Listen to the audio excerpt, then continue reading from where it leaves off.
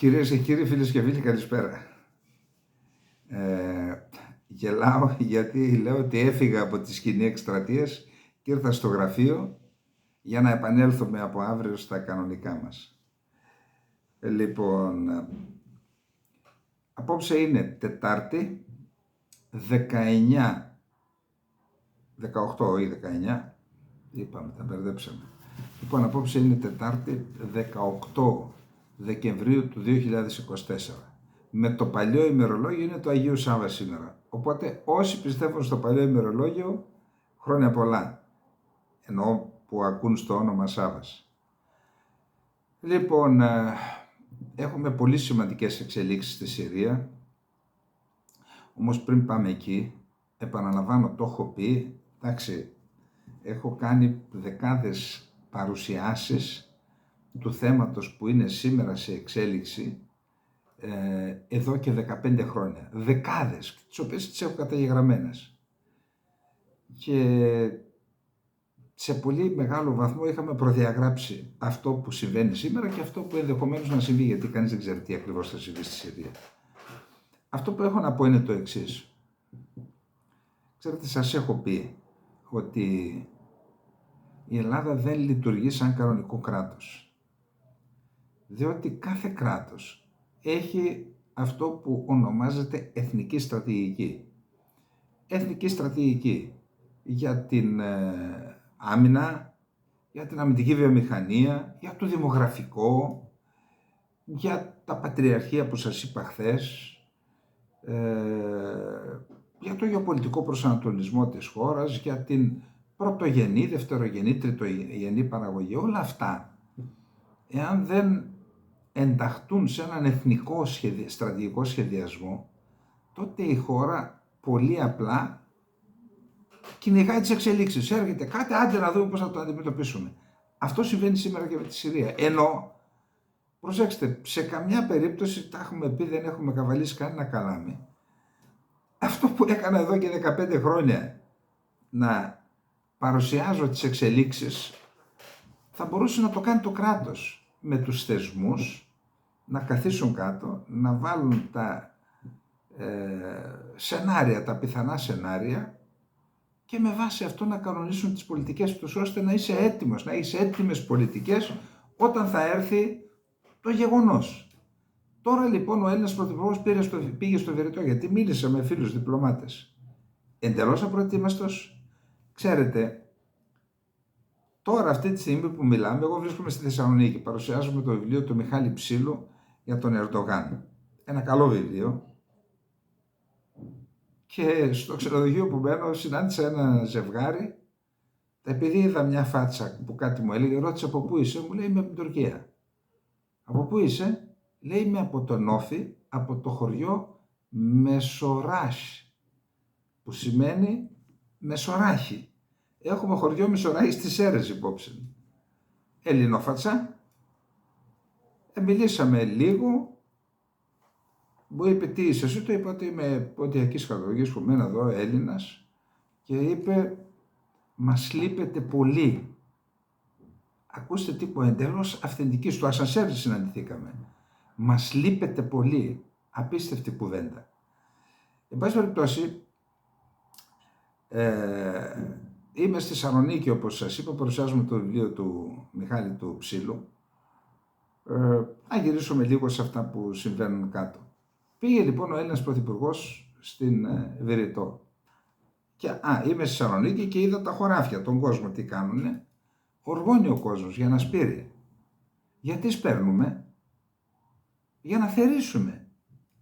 Είναι και αυτό ένα είδος βραχυπρόθεσμης, ας πούμε τη λέξη στρατηγικής, αν και η στρατηγική έχει σχέση με το βάθος του χρόνου. Δηλαδή και στα θέματα που συζητάμε, για να θερήσεις πρέπει προηγουμένως να έχει σπείρει. Η Τουρκία, ασχέτως τώρα δεν επενούμε κανέναν, τα πράγματα παρουσιάζουμε, για να φτάσει σήμερα να προσπαθεί να παίξει πρωταγωνιστικό ρόλο. Φαινομενικά είναι ο ρόλος της πρωταγωνιστικός. Θα δούμε, επαναλαμβάνω, θα δούμε, κρατώ ορισμένες επιφυλάξεις, θα δούμε. Αλλά για να φτάσει σήμερα να είναι εκεί, να πάει ο Καλίν και ο διοικητής της υπηρεσίας πληροφοριών, να πάει στη Δαμασκό, να κάνει τον οδηγό του ο Γκολάνη, όλα αυτά έχουν συμβολισμό ξέρετε, και να πάνε μαζί στο τέμινος των Ομεϊαδών. Όλα αυτά για να γίνουν δούλεψαν τα προηγούμενα χρόνια και δούλεψαν επικινδύνως. Εντάξει. Ο Έλληνας πρωθυπουργός θα πήγε στη Βηρητό. Τι ακριβώς περίμενε να κάνει? Τι να θερήσει? Έσπηρε? 5 χρόνια, 5,5 είναι η κυβέρνηση. Έσπηρε τίποτα?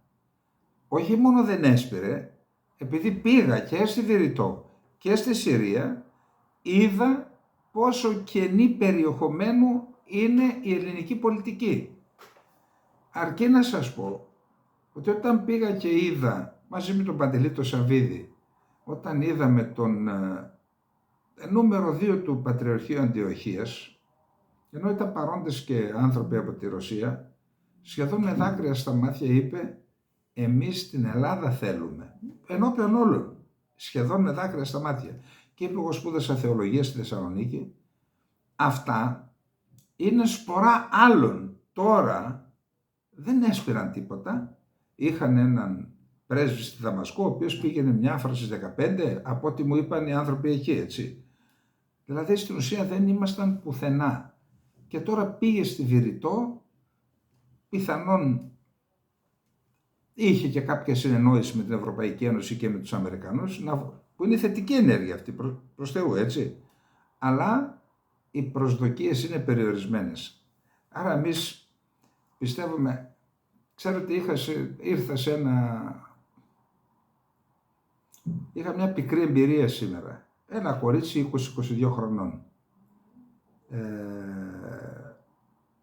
Πήγα κάπου να φάω και λέει ένας φίλος, άντε να πάρουμε μια μπύρα. Φέρε μια μπύρα, νύμφη. Λέω στην κοπέλα, 22-23 χρονών κοπέλα, η νύμφη του Θερμαϊκού? Μου λέει, ορίστε, σαν να μην είχε ακούσει ποτέ αυτή τη λέξη. Προσέξτε, αυτό είναι τρομακτικό. Οι γενιές που θα ακολουθήσουν σε σχέση με την παιδεία που τους δίνουμε, δεν ξέρω αν ζήσουμε, αλλά αν προλάβουμε, αλλά θα ζήσουμε τρομακτικές στιγμές με την εξέλιξη. Και αυτό γιατί? Διότι δεν είχαν στρατηγική για την παιδεία. Άλλος άλλαζε το όνομα, άλλος άλλαζε σχέδιο για την παιδεία, έρχονταν ο άλλος σχέδιο και βγάλαμε αυτά τα πράγματα. Τώρα μια χαρά παιδιά, νεαρά παιδιά, πλήρως αμόρφωτα και αγράμματα.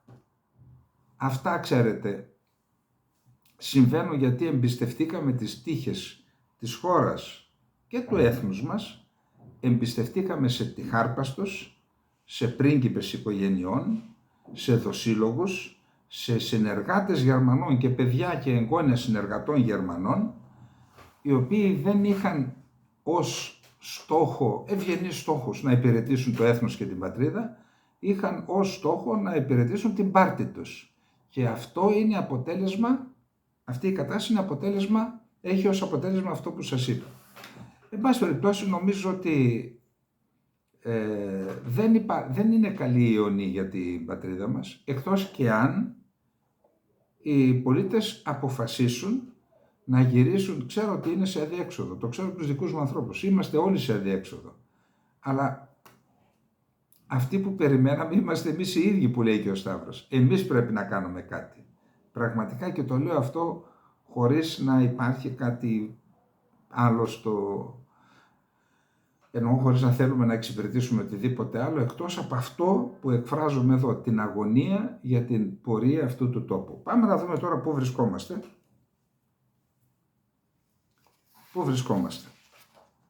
Λοιπόν, καταρχάς είδα ότι ο Πατριάρχης Αντιοχίας ο Ιωάννης, σπουδαγμένος είπαμε στο Εθνικό Καποδιστριακό, στην Θεολογική Σχολή, νομίζω ότι είναι και Έλληνας πολίτης, ο Άγγελος Συρίγος του παραχώρησε την ελληνική υπηκότητα, έχει ελληνικό διπλωματικό διαβατήριο, συναντήθηκε με τον εκπρόσωπο του ΟΗΕ για τη Συρία και του είπε, εμείς δεν ζητιανεύουμε τίποτα, δεν θα δεχθούμε τις επιβολές της πλειοψηφίας. Εμείς είμαστε μια χριστιανική κοινότητα και διεκδικούμε απόλυτη ισότητα, δεν ζητιανεύουμε, διεκδικούμε απόλυτη ισότητα ως πολίτες αυτής της χώρας, της Συρίας. Θα έλεγα ότι οι πιο πολιτικές και γενναίες εκφράσεις που έχω ακούσει μέχρι στιγμής από ένα πρόσωπο, μια ηγετική φυσιογνωμία που κατοικεί στη Συρία, ο πρώτος. Όλοι οι άλλοι είναι οι χθεσινοί τρομοκράτες που σήμερα πήραν όλοι πλυντήριο και τους ξεπλένουν. Παρεμπιπτόντως, συναντήθηκαν μαζί τους. Ενώ είναι ακόμα χαρακτηρισμένοι τρομοκράτες ο Γκολάνι, συναντήθηκαν με τον Γκολάνι διπλωματική αντιπροσωπεία της Βρετανίας και της Γερμανίας. Συγγνώμη, δεν υπάρχει και νομικό ζήτημα?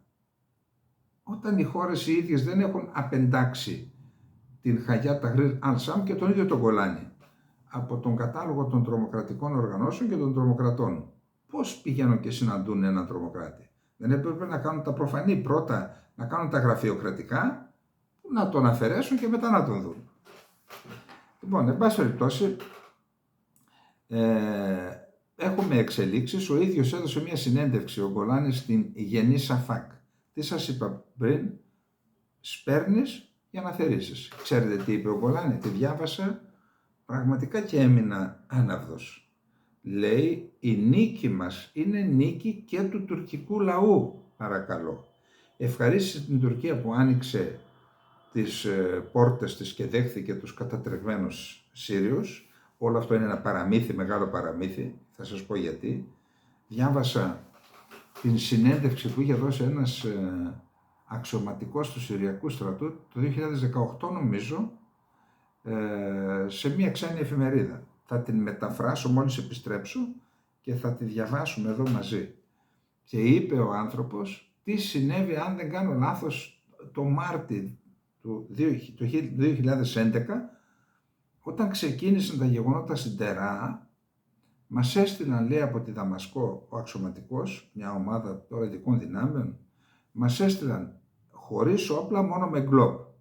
Διότι κάτι είχαν ακούσει πιθανόν από υποκλοπές, από πληροφορίες, ότι θα κάνουν μετά την προσευχή της Παρασκευής, θα γίνονται δηλώσεις. Πήγαμε εκεί, λέει, εντελώς άοπλοι και άρχισαν να μας πυροβολούν οι διαδηλωτές με Καλασνίκοφ και με άλλα όπλα. Και εκεί ήμασταν ως πρόβατα επισφαγή. Και εκείνη την ημέρα νομίζω είχαν 35 νεκρούς, οι δυνάμεις ασφαλείας. Και μετά την άλλη Παρασκευή ξανά, μέχρι που μας είχαν αποκλείσει ούτε τηλεόραση ούτε ραδιόφωνο, απλά μας είχαν κάθε Παρασκευή να βγαίνουμε για να ελέγξουμε τις διαδηλώσεις. Και αποδεικνύεται ότι όλη αυτή η ιστορία ήταν στημένη. Ήταν στημένη από μυστικές υπηρεσίες ξένων χωρών, ενώ η λεγόμενη Αραβική Άνοιξη. Αποδεικνύεται αυτό το 18 η συνέντευξη, θα τη διαβάσουμε. Άρα σε αυτή την ιστορία έπαιξε ρόλο εμφανούς πρωταγωνιστή, όχι αφανούς, εμφανούς, η Τουρκία. Δηλαδή η Τουρκία προκάλεσε όλη αυτή την ιστορία που οδήγησε εκατομμύρια ανθρώπους να εγκαταλείψουν τα σπίτια τους. Το καθεστώς του Άσαντ, σκληρό, αυταρχικό, προσέξτε, για να μην πέσει στην παγίδα να απαντήσει, τους έστειλε μόνο με γκλόπ. Αλλά αυτοί οι οποίοι είχαν στήσει το έργο, σου λέει χτυπήστε τους για να τους υποχρεώσετε να απαντήσουν. Και απάντησαν μετά και είχαμε νεκρούς πάλι. Άρα η Τουρκία, λέει ο Γκολάνι, άνοιξε τα... πώς δεν τα ανοίξει, αφού ήταν στο σχέδιο και τους πήρε. Αλλά η Τουρκία ευθύνεται για όλη αυτή την ιστορία, τουλάχιστον ως εμφανής πρωταγωνιστής. Και τι άλλο είπε? Στη Γενή Σαφάκ, έτσι, έχει σημασία. Η Γενή Σαφάκ είναι η εθνικιστική εφημερίδα, ισλαμοεθνικιστική εφημερίδα που στηρίζει τον Ερντογάν. Και τι άλλο είπε? Η Τουρκία θα έχει πρωτοπορία στην επιχείρηση ανοικοδόμηση της χώρας. Ξέρετε γιατί μιλάμε? Πάνω από 200 δισεκατομμύρια δολάρια, τα οποία θα είναι και δικά μας, τα δικά μας λεφτά. Και ενώ συμβαίνουν αυτά, ενώ η Τουρκία αναμένεται να εισπράξει πολλά και από την ανοικοδόμηση και από τον εξοπλισμό για την αναδιοργάνωση των ενόπλων δυνάμεων της Συρίας, τα κατέστρεψαν όλα οι Ισραηλινοί. Μάλιστα λέγεται οι κακές γλώσσες το λένε, ότι ο ίδιος ο Άσαντ έδωσε τα σχέδια των στρατηγικών όπλων και των αποθηκών στο Ισραήλ για να μην καταρρύψει το αεροπλάνο του όταν φεύγει. Δεν το πιστεύω αυτό, αλλά επειδή κυκλοφορεί σας το λέω, εγώ δεν το πιστεύω. Τώρα έφυγε με ρωσικό αεροπλάνο, είναι δυνατόν να το κατέρριπταν οι Ισραηλινοί ρωσικό αεροπλάνο, εκεί υπάρχει άλλη συμφωνία. Εν πάση περιπτώσει, με τον ένα ή τον άλλο τρόπο το Ισραήλ έχει όλα τα σχέδια. Στρατηγικά όπλα, ραντάρα, αεροδρόμια, αντιπυραυλικά συστήματα, πύραυλοι, αντιαεροπορικά, ναυτικό, αποθήκες, πυρομαχικών, πυράβλων. Έχει φτάσει πάνω από το 90%, έχει καταστρέψει όλα. Άρα θα χρειαστεί η δημιουργία εκ του μηδενός στην ουσία του στρατού της Συρίας. Ποιος θα τον κάνει? Πάλι η Τουρκία θα κερδίσει. Και ενώ συμβαίνουν αυτά, πήγε η Φόντερ Λάιεν στην Τουρκία και άλλο 1 δισεκατομμύριο. Δεν φτάνει που δώσαμε 1 δισεκατομμύριο, δώσουμε άλλο 1 δισεκατομμύριο στον Ερντογάν. Τον εκθίασε. Για να δούμε τι ακριβώς έγινε. Τις εξελίξεις στη Συρία συζήτησαν στην Άγκυρα χθες η επικεφαλής Κομισιόν Ούρσουλα Φόντερ Λάιεν και ο Τούρκος πρόεδρος Ερντογάν. Ο Ερντογάν λοιπόν δέχθηκε την πρόεδρο της Ευρωπαϊκής Επιτροπής στο Προεδρικό Μέγαρο και στην ατζέντα της συνάντησης ήταν οι εξελίξεις στη Συρία, το προσφυγικό και ιδιαίτερα οι πρόσφυγες που οι ευρωπαϊκές χώρες σχεδιάσουν να στείλουν πίσω στη Συρία. Εκεί χρειάζονται την Τουρκία. Υπόψη είναι ότι προχθές από τις 10 Δεκεμβρίου είχαν ξαναμιλήσει η Φόντερ Λάιεν με τον Ερντογάν. Σε εκείνη την επικοινωνία η τουρκική πλευρά είχε διαβεβαιώσει ότι θα συνεχίσει να παρέχει ισχυρή υποστήριξη στο συριακό λαό για να εκαθαρίσει τη Συρία από τρομοκρατικά στοιχεία, ώρα το ΠΚΚ στην ουσία, τους Κούρδους θέλουν να καθαρίσουν, να εξασφαλίσει την ενότητά της, να προστατεύσει την εδαφική της ακεραιότητα και να διασφαλίσει ότι όλοι οι Σύριοι με όλα τα εθνικά και θρησκευτικά του στοιχεία θα ζουν ειρηνικά στη χώρα. Η πρόεδρος τότε της Ευρωπαϊκής Επιτροπής έχει δηλώσει ότι επειδή η κατάσταση επί του πεδίου αλλάζει συνεχώς, είναι σημαντική η βοήθεια προς τον Συριακό λαό. Τότε ανακοίνωσε ότι θα δώσει η Ευρωπαϊκή Ένωση. Προσέξτε τώρα, και από εκεί θα οικονομήσουν οι Τούρκοι. Βοήθεια 160 εκατομμυρίων ευρώ, ανθρωπιστική βοήθεια για τη Συρία, η οποία θα μεταφέρεται από το Ντουμπάι και από τη Δανία στα άδανα της Τουρκίας και από εκεί θα πηγαίνει στη Συρία. Γιατί δεν πήγαινε απευθείας στο Χαλέπι? Σήμερα σηκώθηκε το πρώτο αεροπλάνο από το Χαλέπι, αεροδρόμιο του Χαλεπίου, και πήγε στη Δαμασκό. Γιατί δεν τα πηγαίνουν στο Χαλέπι και τα πηγαίνουν στην Τουρκία? Για να οικονομήσουν πάλι οι Τούρκοι. Καταλάβατε?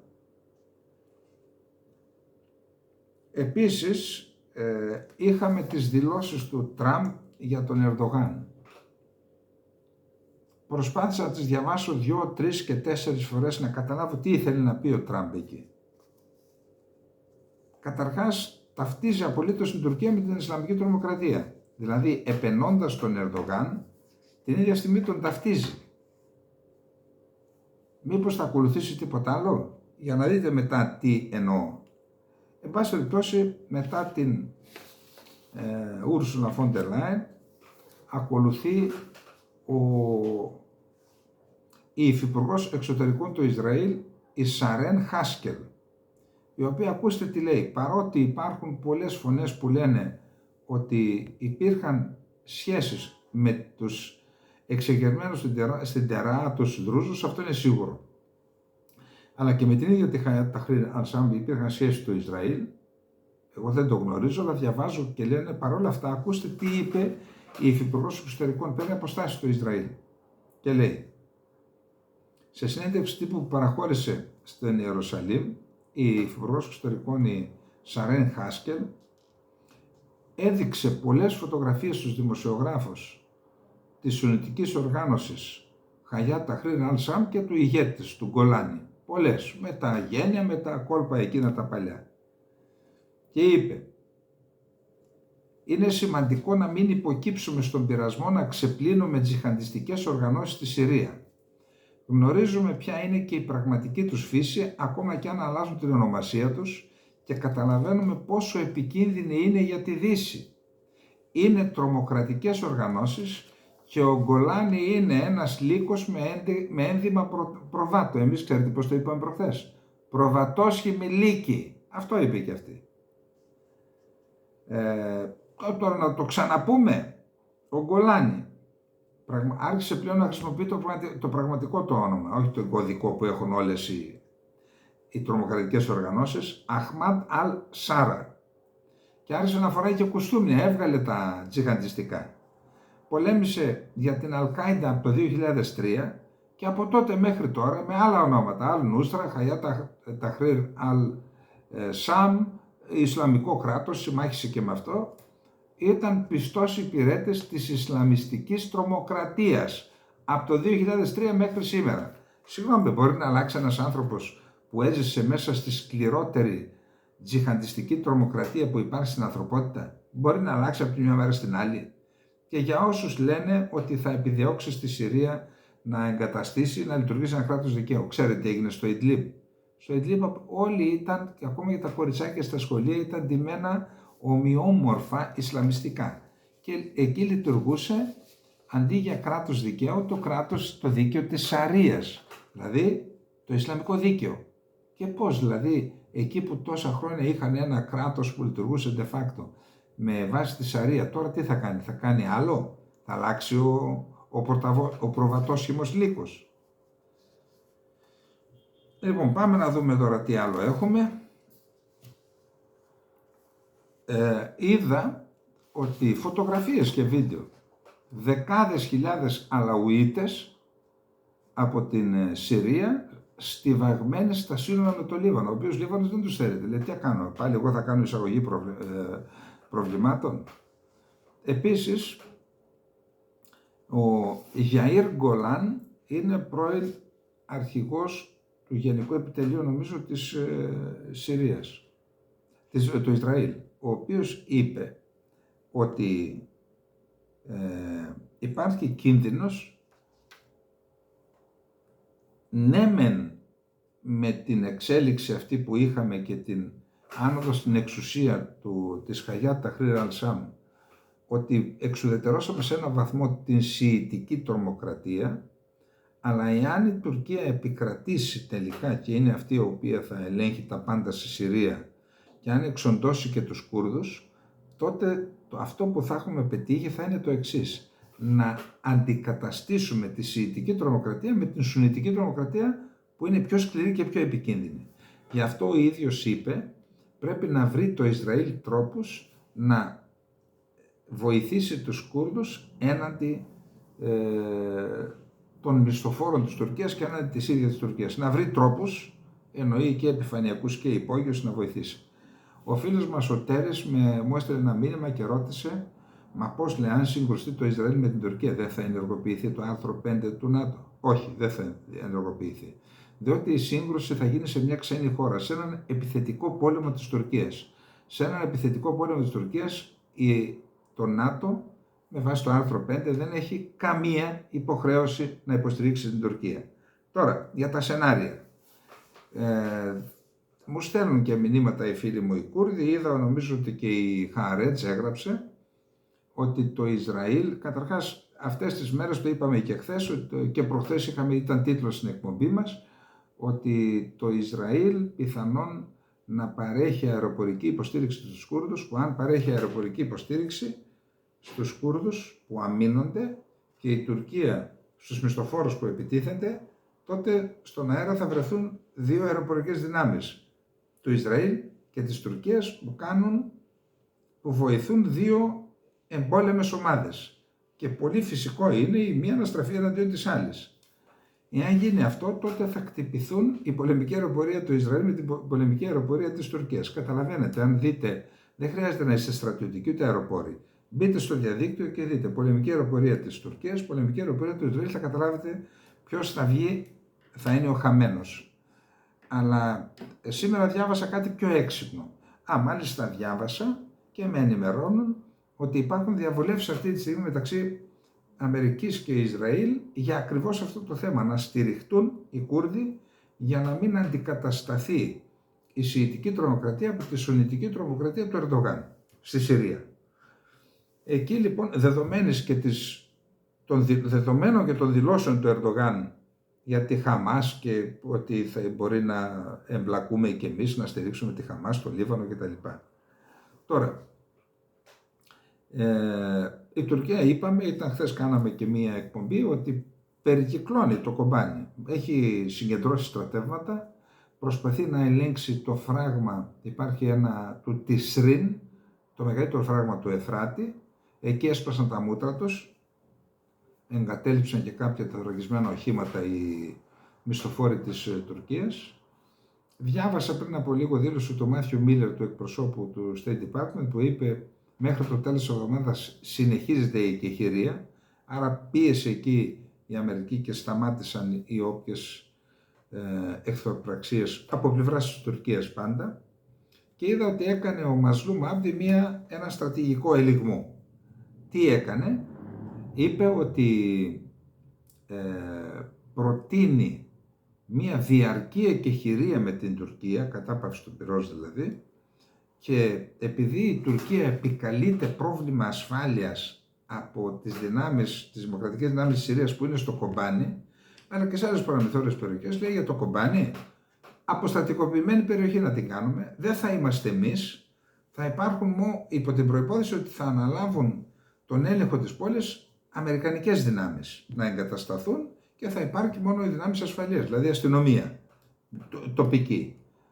Και έτσι είναι μια πανέξυπνη κίνηση του Μασλούμ Άμπντι, του ηγέτη των Κούρδων ή των δημοκρατικών δυνάμεων της Συρίας, που αν τελικώς τη στηρίζουν οι Αμερικανοί, εκτιμώ ότι τη στηρίζουν για να κάνει τη δήλωση, τη στηρίζουν, θα αφαιρεθεί από την Τουρκία το επιχείρημα να κάνει πόλεμο εναντίον του Κομπάνι. Σου λέει, ορίστε, δεν υπάρχει στρατός. Και είμαι εγώ η Αμερική που εγγυώμαι.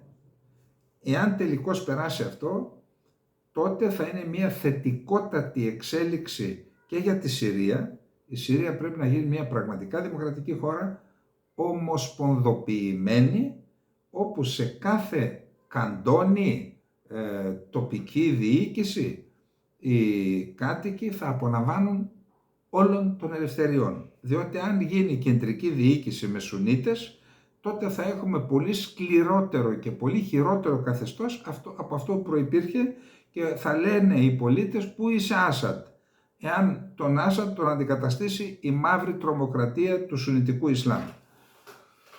Εκεί είμαστε τώρα, και ενώ συμβαίνουν αυτά, ενώ η Τουρκία είναι μείζον απειλή για την Τουρκία το να συνεχίσει να υπάρχει αυτόνομη διοίκηση ανατολικά το Εφράτη.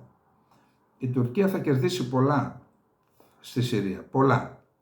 Εάν όμως δεν κατορθώσει να εξοντώσει τους Κούρδους και να διαλύσει τις κρατικές δομές που λειτουργούν από το 2014 ανατολικά το Εφράτη, όσα κέρδη και να έχει στην υπόλοιπη Συρία, εάν τα βάλουμε στη ζυγαριά, στο τέλος η Τουρκία θα βγει χαμένη, στρατηγικά χαμένη, εάν παραμείνουν οι Κούρδοι και διατηρήσουν την αυτονομία τους στα πρότυπα της αυτονομίας που κέρδισαν στο Ιράκ. Διότι αυτό είναι το ζητούμενο. Γιατί το λέω αυτό? Το έχουμε ξαναπεί, να το ξαναπούμε με απλά λόγια. Όλα τα οικοδομήματα στηρίζονται τουλάχιστον σε 3 κολόνες. Τουλάχιστον σε 3. Το οικοδόμημα Τουρκία στηρίζεται σε μία κολόνα.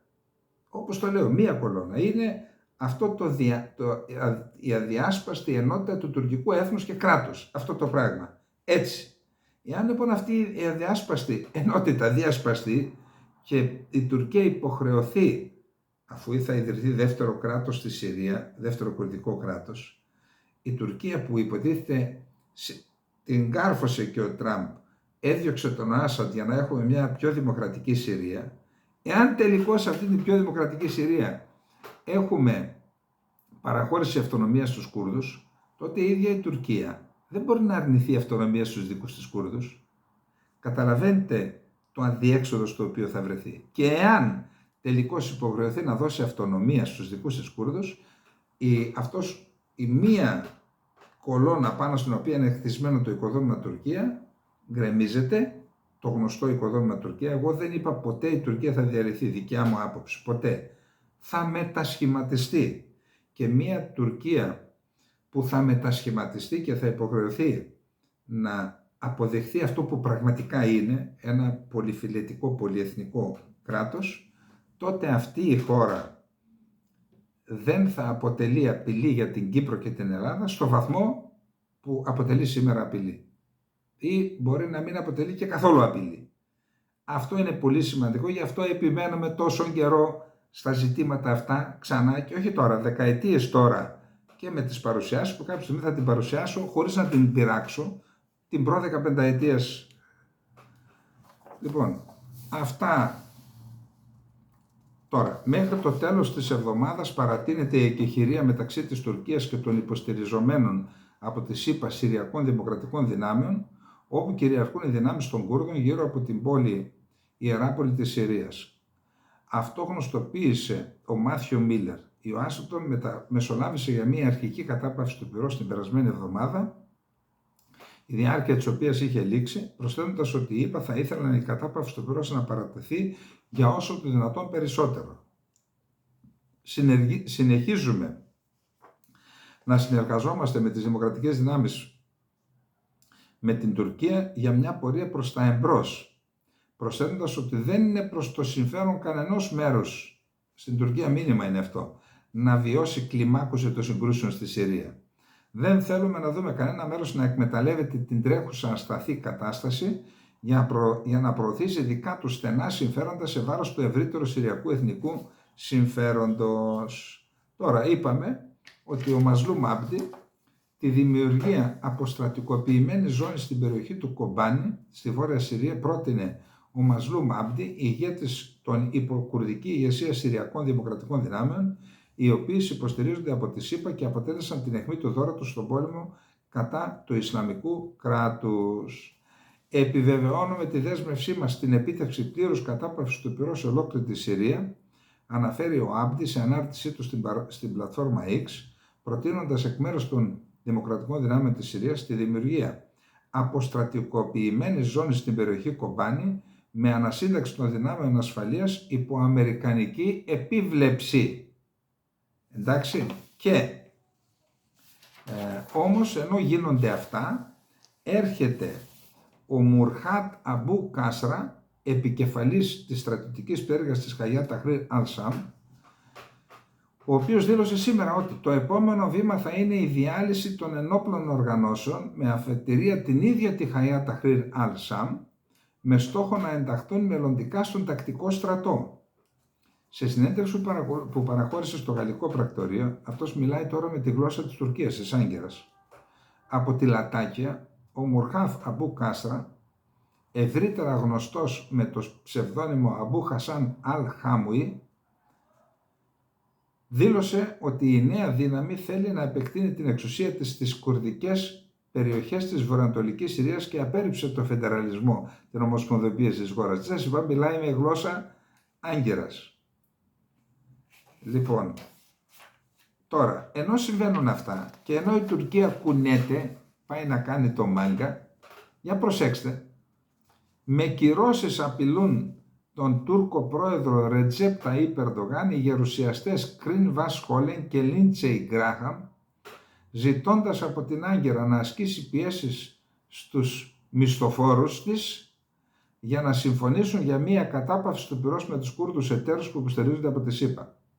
Ειδικότερα, οι δύο γερουσιαστές δήλωσαν ότι προτίθενται να καταθέσουν νομοσχέδιο που θα προβλέπει πρωτίστως, εάν η Τουρκία δεν αποδεχθεί τους όρους για μια διαρκή κατάπαυση του πυρός και τη δημιουργία της αποστατικοποιημένης ζώνης, θα προβλέπει κυρώσεις εναντίον προσώπων και θεσμών της τουρκικής δημοκρατίας. Ενώ η Τουρκία έχει κάποιες νόμιμες ανησυχίες ασφάλειας, τις οποίες ήρθε ο Μασλούμ Άμπντι και να πει: ορίστε, τι έχετε ανησυχίες, αποστατικοποιημένη ζώνη. Άρα αφαιρούν το επιχείρημα από την Τουρκία. Ενώ η Τουρκία έχει κάποιες νόμιμες ανησυχίες ασφάλειας που μπορούν να αντιμετωπιστούν, η πρόταση του Μασλούμ Άμπντι είναι αυτή, αυτές οι εξελίξεις υπονομεύουν την περιφερειακή ασφάλεια και οι Ηνωμένες Πολιτείες δεν μπορούν να μείνουν με σταυρωμένα χέρια, δήλωσαν οι δύο γερουσιαστές. Πολύ δυνατά ονόματα. Σε άλλο σημείο της ανακοίνωσης τους αναφέρουν ότι μετά την πτώση του καθεστώτος Άσαντ, δυνάμεις που υποστηρίζονται από την Τουρκία έχουν εντείνει τις επιθέσεις εναντίον των Συρίων Κούρδων εταίρων μας, απειλώντας για άλλη μια φορά τη ζωτική αποστολή της αποτροπής της επανεμφάνισης του Ισλαμικού κράτους. Οι κυρώσεις που θα προτείνουν οι γερουσιαστές Chris Van Hollen και Lindsey Graham είναι παρόμοιες με αυτές που προβλεπόταν στο αντίστοιχο νομοσχέδιο που είχαν καταθέσει το 2019, το οποίο τότε είχε υποχρεώσει με την επιχείρηση Πηγή Ειρήνης πάλι, πηγή αίματος δηλαδή, επειδή ήθελαν να επεκτείνουν, τότε έφεραν πάλι το νομοσχέδιο και είπαν εάν δεν συνεχιστεί η κατάπαυση του πυρός, τότε θα φάτε τα εξής. Και προσέξτε τι έλεγε το νομοσχέδιο. Τότε η Τουρκία έκανε την πάπια. Μόλις έφεραν το νομοσχέδιο, έκανε πίσω. Κυρώσεις εναντίον ανωτέρων Τούρκων αξιωματούχων, συμπεριλαμβανομένου του ιδίου του Ερντογάν, παρακαλώ. Κυρώσεις εναντίον βασικών τουρκικών τραπεζών και εναντίον στρατιωτικών συναλλαγών. Δηλαδή F-16 Yok, F-16 Viper Yok. Επίσης κυρώσεις σε δραστηριότητες που αφορούν και τον ενεργειακό τομέα. Επίσης θα απαγορευόταν η παροχή κάθε αμερικανικής στρατιωτικής βοήθειας στην Τουρκία. Θα επιβαλόταν απαγόρευση εισόδου στη ΣΥΠΑ στα στελέχη της τουρκικής ηγεσίας και θα απαιτούνταν από τις αρμόδιες αμερικανικές υπηρεσίες να συντάξουν, για προσέξτε εδώ τι λέει, να συντάξουν έκθεση για τα περιουσιακά στοιχεία του Ερντογάν. Ξέρετε τι σημαίνει αυτό? Κάποιος έγραψε αντιπολιτευόμενο στην Τουρκία, έδειχνε την φωτογραφία του Σαντάμ Χουσέιν και έλεγε ο Ερντογάν με αυτά που κάνει βάζει υποψηφιότητα να είναι ο επόμενος Σαντάμ. Εδώ τι λέει λοιπόν, τι έλεγαν το 19, για να το ξαναπώ. Θα απαιτούσαν οι δύο γερουσιαστές με το νομοσχέδιο από τις αρμόδιες αμερικανικές υπηρεσίες να συντάξουν έκθεση για τα καθαρά περιουσιακά στοιχεία του Προέδρου Ερντογάν. Εσείς τι πιστεύετε ότι θα γινόταν? Λοιπόν, για να δούμε τώρα κάποιες άλλες ειδήσεις. Καταρχάς πήγε σήμερα ή χθες, ο Νετανιάχου με τον Υπουργό Άμυνας, τον Γκάτς, πήγαν στο όρος Ερμών, το οποίο το είχαν καταλάβει πάλι το 1967, τότε που πήραν τα υψώματα των Γκολάν. Απλώς αποσύρθηκαν από το όρος Ερμών, επισκέφθηκαν το όρος Ερμών σήμερα ή χθες. Ο Νετανιάχου και ο Υπουργός Άμυνας με τη στρατιωτική ηγεσία φυσικά είπαν τι ευτυχείς που είμαστε που ξαναβρεθήκαμε εδώ, εννοώντας ότι ήμασταν εδώ ξανά το 1967. Επίσης διευρύνουν τις περιοχές που καταλαμβάνει ο Ισραηλινός στρατός ανατολικά των κατεχομένων του ψωμάτων του Γκολάν, μέσα στο έδαφος της Συρίας, και προς το Δαμασκό και προς το δρόμο Δαμασκού-Βερετού, αλλά και νότια, παράλληλα με τα σύνορα της Ιορδανίας, έφτασαν μέχρι το φράγμα του ποταμού, του ιερομοίακος ποταμού, του Γιαρμούκ. Άρα για το Ισραήλ το νερό είναι εξίσου πολύτιμο με το χρυσάφι, έτσι. Άρα πήραν και αυτό το φράγμα, αλλά επεξέτειναν και τις περιοχές που ελέγχουν. Και τι είπαν σήμερα? Θα μείνουμε στις περιοχές που έχουμε κατακτήσει μέχρι το τέλος του 2025. Μαντέψτε πότε θα φύγουν, αν θα φύγουν στο τέλος του 2025. Τώρα,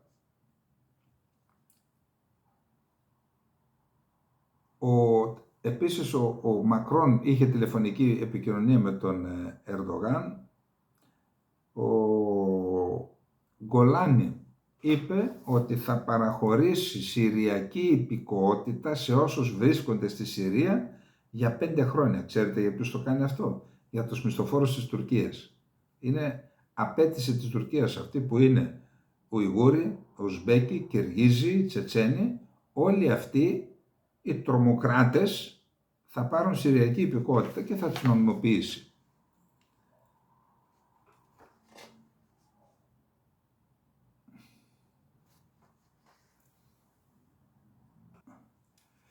Έχουμε μία ανακοίνωση του Συμβουλίου Ασφαλείας του ΟΗΕ, το οποίο αναφέρεται φυσικά στην Συρία.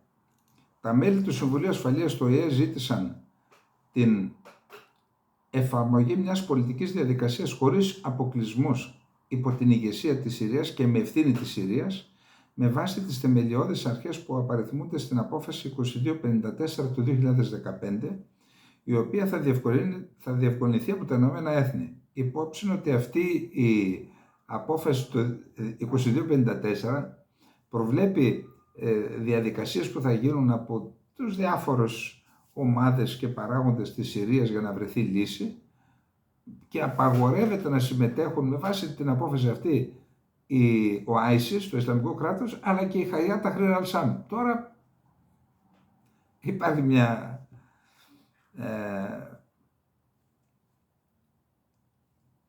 ένα διέξοδο εδώ πέρα. Πρέπει να βγάλουν, και δεν είδα παρακάτω να βγάζουν τη Χαϊάτ Ταχρήρ Αλ-Σάμ από αυτή την απαγόρευση.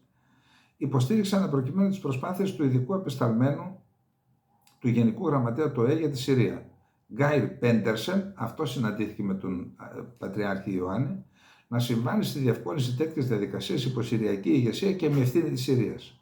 Αυτή η πολιτική διαδικασία θα πρέπει να ανταποκρίνεται στις θεμιτές προσδοκίες όλων των Σύρων, να τους προστατεύει όλους και να τους επιτρέψει να καθορίσουν ειρηνικά, ανεξάρτητα και δημοκρατικά το μέλλον τους. Τα μέλη του Συμβουλίου Ασφαλείας των ΗΠΑ επιβεβαίωσαν επίσης την ισχυρή δέσμευσή τους στην κυριαρχία, την ανεξαρτησία, την ενότητα και την εδαφική ακεραιότητα της Συρίας και κάλεσαν όλα τα κράτη να τηρήσουν αυτές τις αρχές. Υπογράμμισαν επίσης την ανάγκη η Συρία και οι γείτονές να απέχουν αμοιβαία από κάθε ενέργεια ή επέμβαση που θα μπορούσε να υπονομεύσει την ασφάλεια του άλλου. Υπάρχουν και άλλες αναφορές δίπλα και για το Ισραήλ που κατέχει εδάφη και ζητούν την... Εδώ θέλω να καταθέσω ένα προβληματισμό. Το διάβασα, ξέρετε, και υπήρχε μια επίσκεψη του επικεφαλής της ΣΥΝΠΕΤ, της Υπηρεσίας Εσωτερικής Ασφάλειας του Ισραήλ, στην Κωνσταντινούπολη, λίγα 24 ώρα πριν την επίθεση της Χαγιάτ Ταχρήρ Αλ-Σάμ στο Χαλέπι και στη συνέχεια την προέλαση στη Δαμασκό. Και τότε θεωρήσαμε ότι το πιο πιθανόν αυτή η επίσκεψη να σχετίζεται με την σύλληψη των δολοφόνων του Ραβίνου που δολοφονήθηκε στα Εμιράτα. Τότε είχαν φύγει οι δολοφόνοι, νομίζω ότι ήταν Ουσμπέκοι, είχαν φύγει από τα Εμιράτα, σκότωσαν τον Ραβίνο και έφυγαν με αεροπλάνο, προσγειώθηκαν στην Κωνσταντινούπολη, αλλά ενώ ήταν εμπτήση, τα Εμιράτα, οι αρχές ασφαλείας ενημέρωσαν τις υπηρεσίες του Εβραίου, τη ΜΙΤ δηλαδή, και τους συνέλαβαν. Και θεωρήσαμε ότι έγινε γι' αυτό η επίσκεψη. Υπάρχουν δημοσιεύματα, τα οποία εντάξει δεν είναι εύκολο να τα υιοθετήσει κανείς, αλλά είναι ένας προβληματισμός, που λένε ότι εκεί υπήρχε πιθανότητα συνεννόηση της Τουρκίας με το Ισραήλ για αυτά που επακολούθησαν μέχρι την εκδίωξη του Άσαντ. Διάβασα ένα άρθρο του Τανέρ Ακτσάμ. Ρώτησα ανθρώπους από την Τουρκία, μου είπαν μην το δίνεις μεγάλη σημασία, όμως εγώ θέλω να το μοιραστούμε. Ο οποίος τι λέει? Λέει ότι με δεδομένο ότι οι ΗΠΑ ήδη θέλουν να αποχωρήσουν από την περιοχή για να στραφούν προς την Κίνα της Μέσης Ανατολής και με δεδομένο ότι αυτή η περιοχή είναι η γεωγραφία και της περιοχής Βαλκανίων, Ανατολίας, Ευξήνου Πόντου, Καυκάσου, αλλά και της Μέσης Ανατολής, θέλουν τοπικές δυνάμεις για να ασκούν επικυριαρχία. Αναφέρει ο Τανέρ Ακτσάμ ότι αυτός ζει στην Αμερική, είναι ένας από την Ντεβιόλ, ένας αριστερός, παλιός, ζει ως πολιτικός πρόσφυγας στην Αμερική.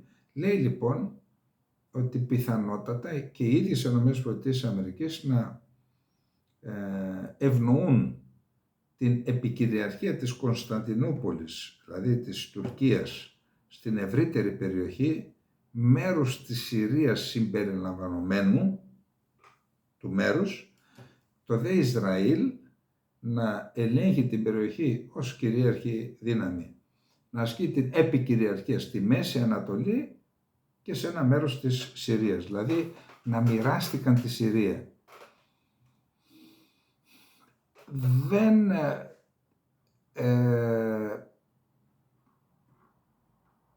Δεν ξέρω αν είναι δυνατόν να γίνει τέτοια συζήτηση, γιατί η κατάσταση είναι ρευστή και στις ρευστές καταστάσεις πολλές φορές και αστάθμιτοι παράγοντες παίζουν ρόλο μέχρι να έχουμε την τελική διαμόρφωση.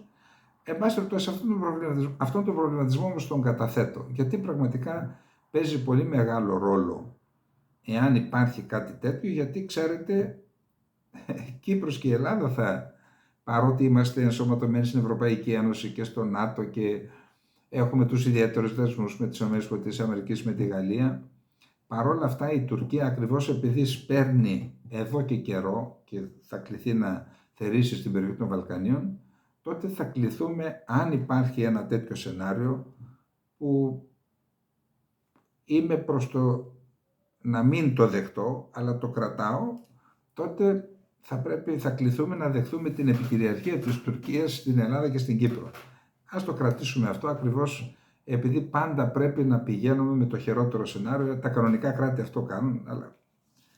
Τώρα, αυτά σε σχέση με την Συρία. Όπως καταλαβαίνετε, η Ελλάδα είναι εντελώς απούσα. Βγάλετε τα συμπεράσματά σας, ενώ θα μπορούσε να είναι εκεί ισχυρότατος παράγοντας μέσω του Πατριαρχείου και των Ελληνοορθοδόξων, τους οποίους όμως άμα τους αγνοείς, μετά δεν μπορείς να τους απεκαλεστείς. Πήγε, είδε τον Πατριάρχη, είπε 2 λόγια. Και ποιος τα έλαβε υπόψη του? Και ποιος παίρνει τον Μητσοτάκη τηλέφωνο και να του ζητήσει να παρεμβαίνει στα θέματα των Ελληνοορθοδόξων? Κανείς. Εντάξει, αυτή είναι η πραγματικότητα και για να είμαστε δίκαιοι δεν είναι ευθύνη μόνο του Μητσοτάκη. Εδώ σόι πάει το βασίλειο. Χρόνια πριν τους εγκαταλείψαμε τους ανθρώπους. Λοιπόν, εδώ το Al Arabiya έγραψε ότι είναι υποέγκριση ένα σχέδιο κατάπαυση του πυρός για 60 μέρες μεταξύ Ισραήλ και Χαμάς. Το κυρίαρχο που ζητάει το Ισραήλ είναι την απελευθέρωση ομήρων και φέρεται με βάση την Al Arabiya η Χαμάς να έχει αποδεχθεί την απελευθέρωση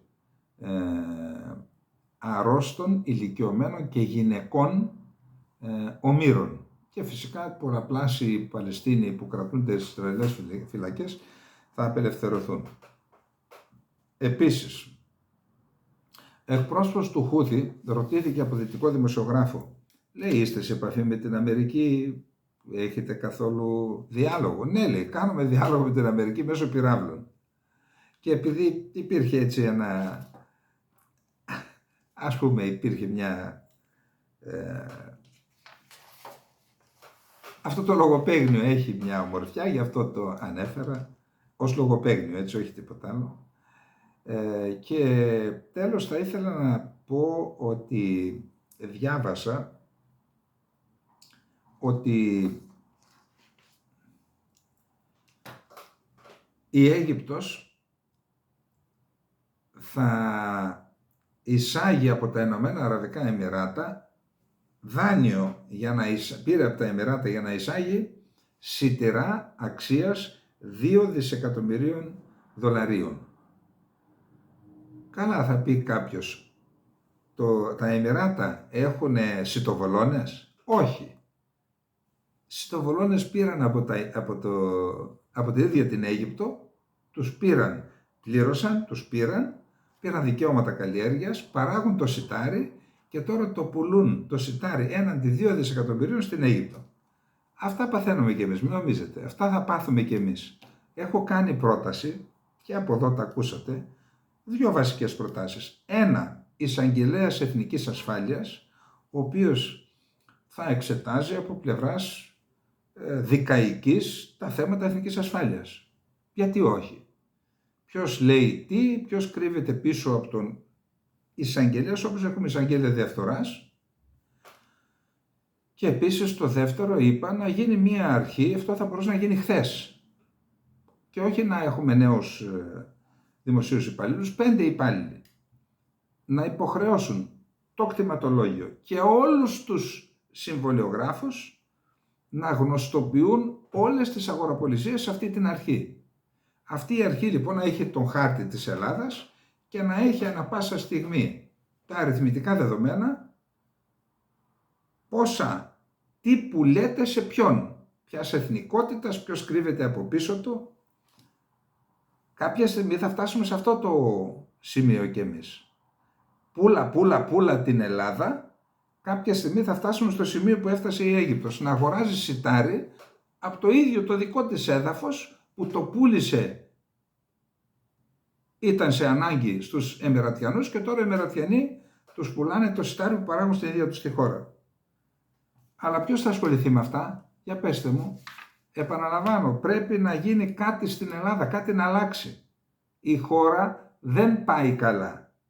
Τώρα δεσμεύομαι, αλλά σας λέω, η χώρα δεν πάει καλά. Και να πάμε στο τελευταίο.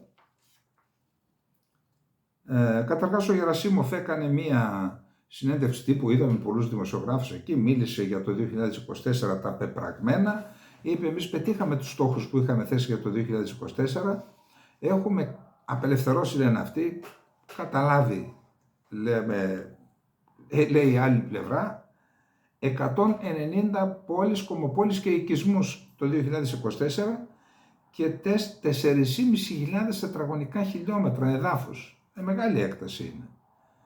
Και επίσης είπε ότι το Κούρσκ, το περισσότερο εδάφη που είχαν καταλάβει οι Ουκρανοί το καλοκαίρι με αυτή την ευνηδιαστική επίθεση, λέει, τα έχουμε πάρει πίσω. Τα δυτικά μέσα λένε το σκοτώθηκαν πολλοί Βορειοκορεάτες που πολεμούν στο Κούρσκ.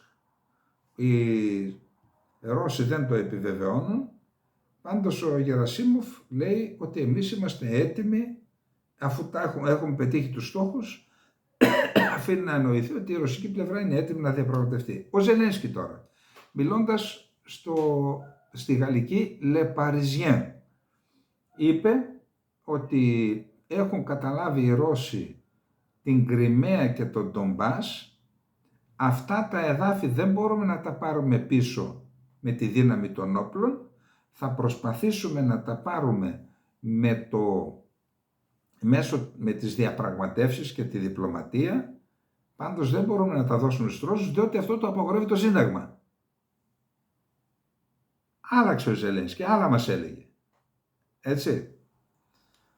Λοιπόν, αυτά. Είπαμε και το τελευταίο. Αυτός ο Ιγκόρ Κυρίλοφ ήταν αντιστράτηγος, νομίζω, ήταν ο διοικητής των δυνάμεων προστασίας της Ρωσίας από πυρηνικές επιθέσεις με βιολογικά και χημικά όπλα. Προστασίας, δεν ήταν υπεύθυνος για πυρηνικά όπλα, για βιολογικά όπλα και για χημικά όπλα, ήταν προστασίας.